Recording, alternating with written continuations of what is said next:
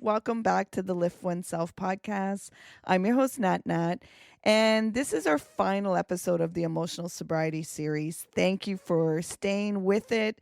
And if you're new here, don't worry. You don't need episode 1 or 2 to understand this one. It probably will prompt you to want to go listen to those other 2 episodes where we talked about coming home to our bodies, that we are feeling bodies that think, and learning to live in that, not just thinking minds that occasionally feel. We established that our feelings and thoughts are information. They are not facts. They are not our identity.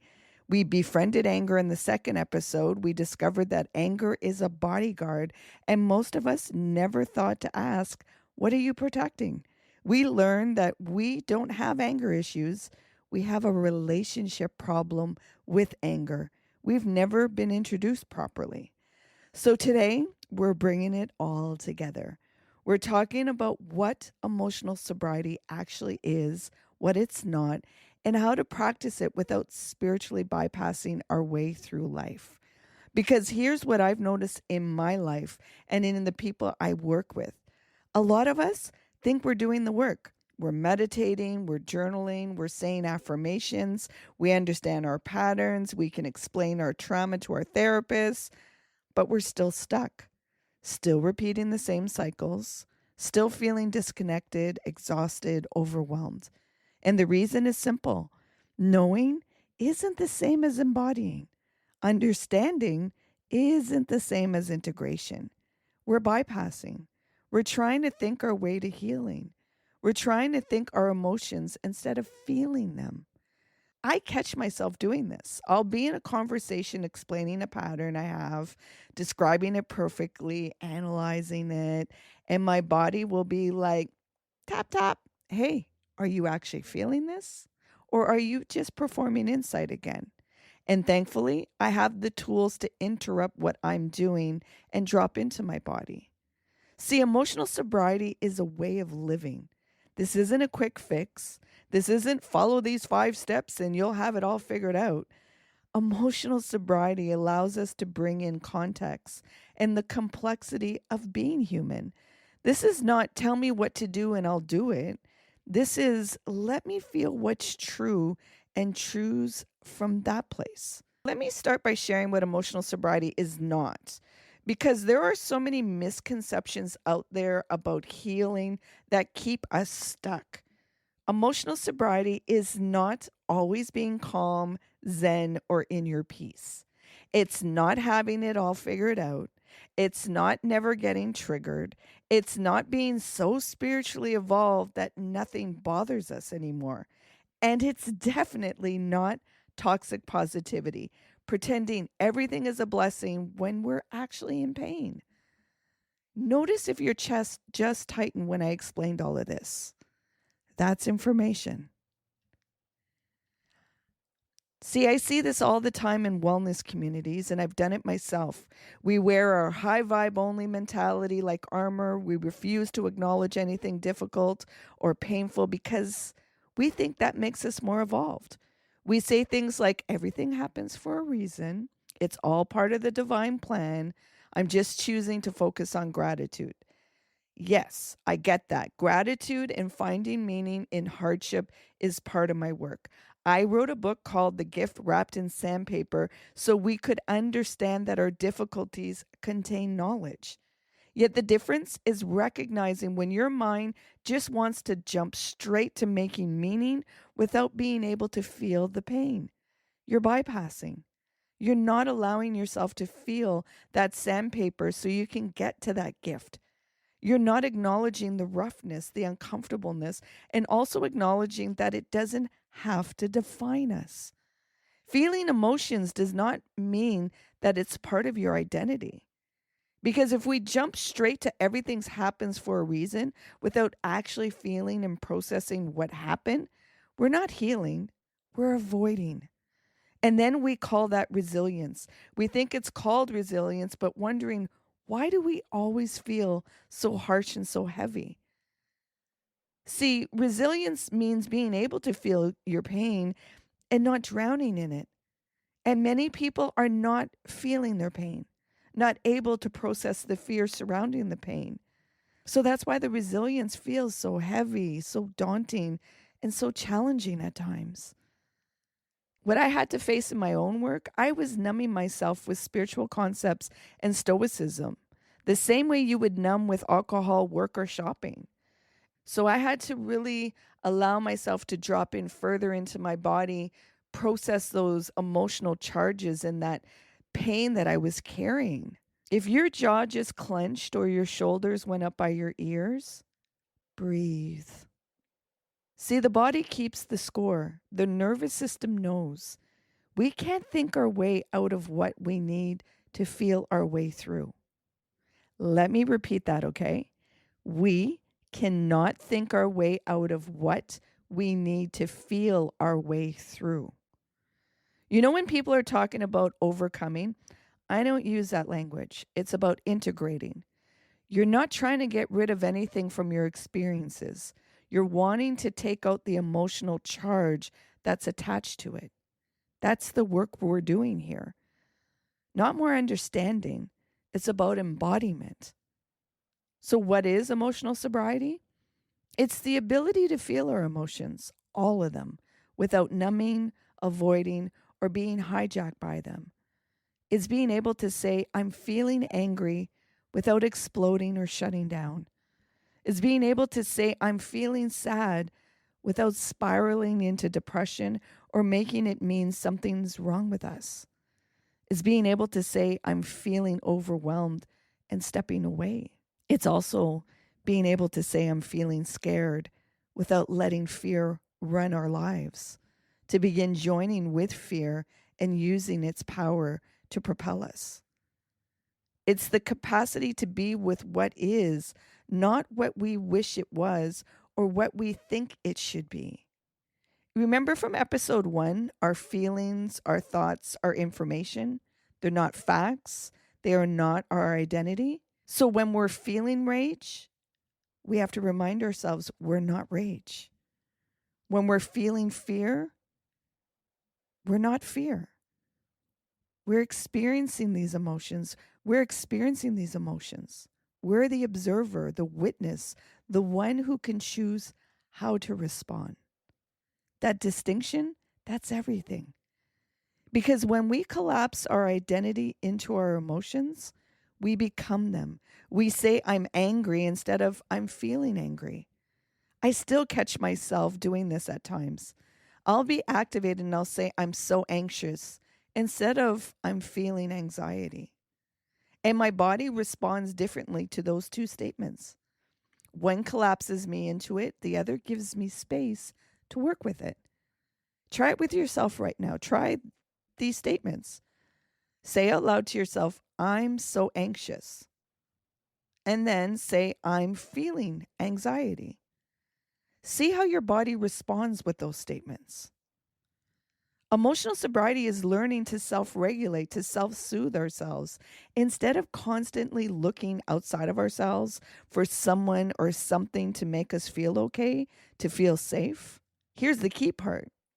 Emotional sobriety doesn't mean we never need support. Co-regulation is essential. We're wired for connection. We're wired for human touch. We need each other. But we're not dependent on other people to regulate us all the time. It's about removing that codependency. We're not supposed to constantly be handing our nervous system over to someone else and saying, here, you fix this. It's learning how to come back to ourselves, to choose ourselves, to come from a place of regulation where we can actually connect with others in a healthy way. That's what we're building here. Now, in my emotional sobriety workshop, I teach about 3 pillars that make up this practice. And I want to be clear, these pillars aren't something we master once. They're practices. We're going to be working with these for the rest of our lives. The first pillar is awareness. We have to be willing to notice what's happening in our bodies and nervous system in real time.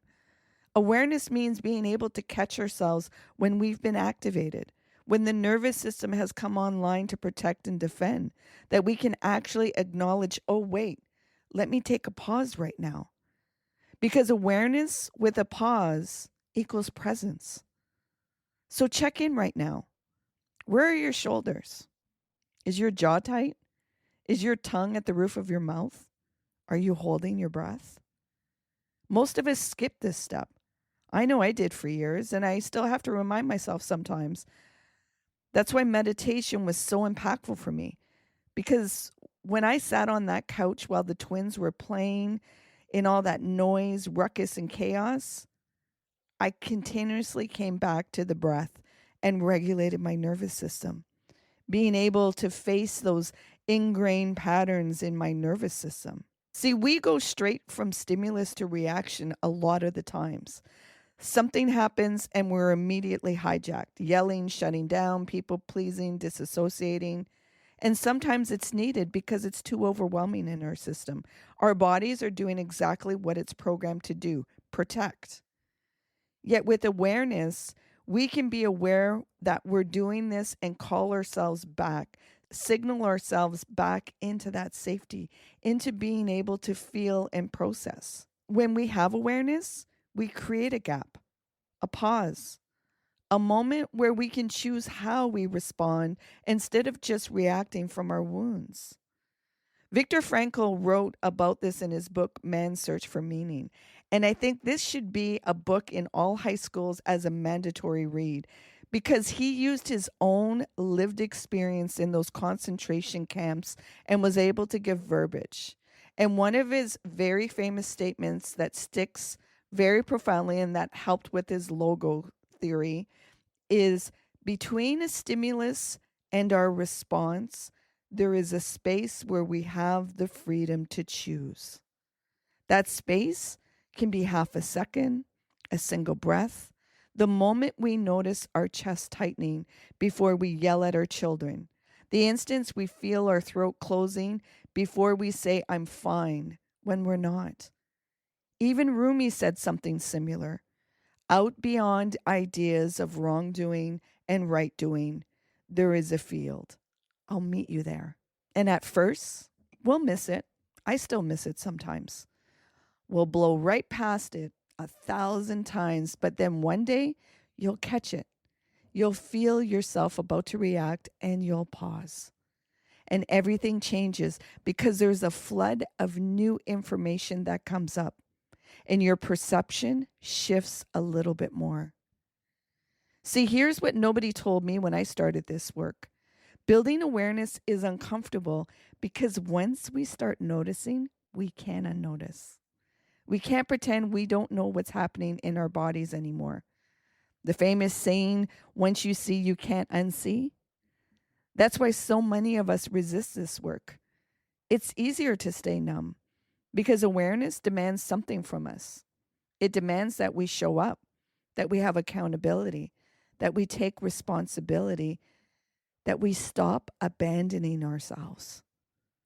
But on the other side of that discomfort is freedom, real freedom that comes from knowing ourselves, trusting ourselves, being able to regulate ourselves, the freedom and confidence of being us authentically, no matter what is being projected from the outside. That's absolute freedom. I'm sure somebody popped in your mind that you admire, that they have so much confidence just being themselves and not being stuck in the confines of what society dictates is okay. Okay, pause. I'm going to stop here because here's what I need you to understand. What I just gave you, that's just concept. That's just one pillar. In the Emotional Sobriety Workshop, we go deep in all three pillars: awareness, capacity, and integration. We practice the technique. We work with specific patterns. We build our capacity to hold more in our nervous system without collapsing or exploding. This episode gave you the map, but you need a guide to walk the terrain. That's what I do. The workshop gives you the full framework, the somatic practice, the tools to integrate this work into your daily life. This is where we go deeper together. This is where we practice the techniques that move this from concept to embodiment. And if you want to work with me one-on-one to go deeper on your specific patterns and blocks, You can book a clarity call at liftoneself.com. LIFTONESELF.com. Because here's the truth. You can keep listening to podcasts, reading books, understanding your patterns, or you can actually feel them, process them, integrate them, and start living differently. This work changed my life. It changed my clients' lives, and it can change yours. All right, let's practice together. I want to give a practice that you can use anytime you're feeling activated, overwhelmed, or disconnected from yourself.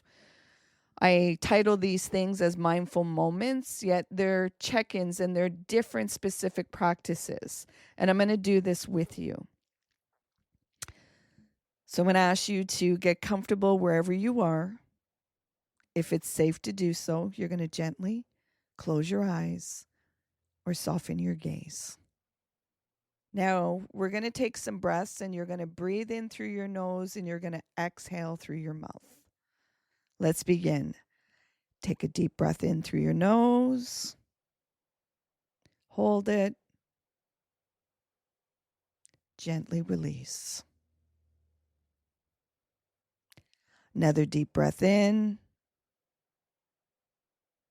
Hold it. Now let it go. One more deep breath in. Hold it. Now let that shit go. Now coming back to a normal breathing pattern and bringing your awareness to watching your breath. If you can, simply breathe in and out through your nose. Just bringing that awareness to watching your breath. You're safe to feel. You're safe to let go. Surrender the need to control. Release the need to resist and just be.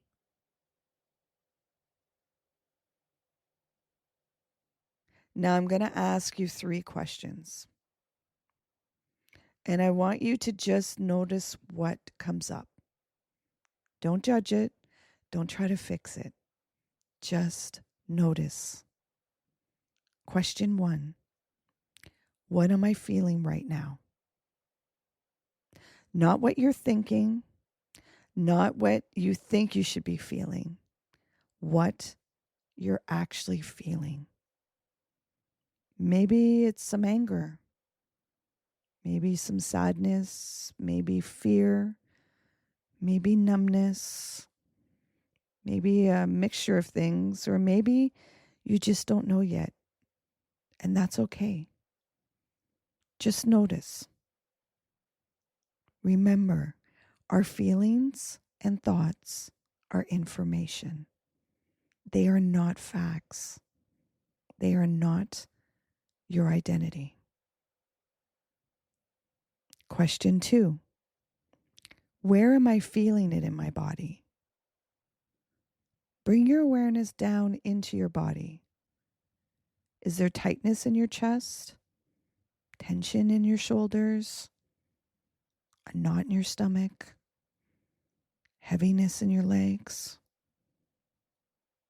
Just notice. No need to change it. Just be with it. This is awareness. This is the first pillar. We're practicing it right now. Question 3. What does this feeling need from me right now?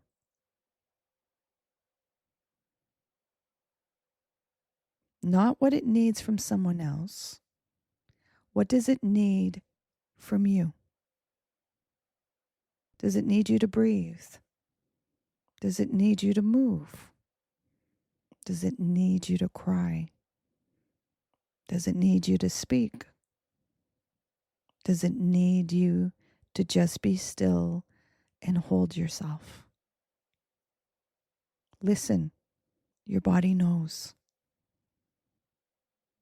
Now take your right hand and place it on your heart. Take your left hand and place it on your belly. And just hold yourself for a moment. I'm doing this with you right now. We're safe. We're allowed to feel. We don't have to fix this. We don't have to make it go away. We don't have to make sense of it. We just have to be here. This is co-regulation. We're learning to be calm presence for ourselves. Take another deep breath in. Hold it. Exhale out of your mouth. Take another deep breath in. Hold it. And gently release. Now, while still holding yourself, say this out loud or in your mind. I'm learning. I'm practicing. I'm allowed to be messy. I'm allowed to be human. There's freedom in being me. One more deep breath in and out.